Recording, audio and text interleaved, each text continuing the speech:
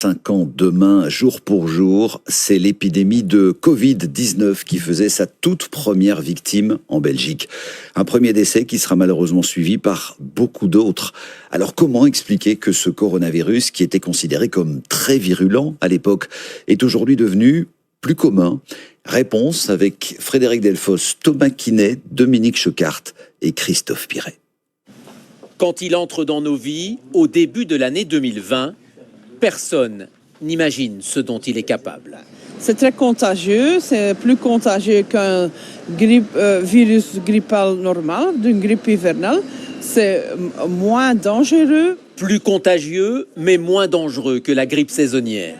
Nous sommes fin janvier 2020 et la ministre de la Santé de l'époque sous-estime ce virus, le Covid-19. Car 5 ans plus tard, les chiffres parlent d'eux-mêmes. Le Covid provoque au total en Belgique plus de 32 000 décès.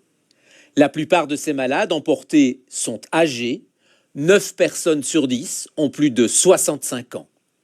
Cela représente une surmortalité conséquente chez nous, plus de 25 000 morts par rapport à une période sans Covid. Et si le Covid tue autant, c'est parce qu'il est capable d'infecter notre appareil respiratoire en profondeur, de pénétrer dans les plus petits espaces des poumons. Les enzymes du virus lui permettent de s'attacher aux cellules des bronches, les sacs alvéolaires. Les toutes petites bronches, les sacs alvéolaires, donnant ainsi directement une pneumonie virale et donnant des complications systémiques importantes. Ce sont les gens qui mourraient sans pouvoir être oxygénés convenablement en 2-3 jours de temps. Et ça, effectivement, c'était la forme extrêmement mortelle que l'on a connue, tout spécialement chez les personnes fragilisées, les personnes âgées. Et puis, pour passer d'un individu à l'autre, le virus va se reproduire.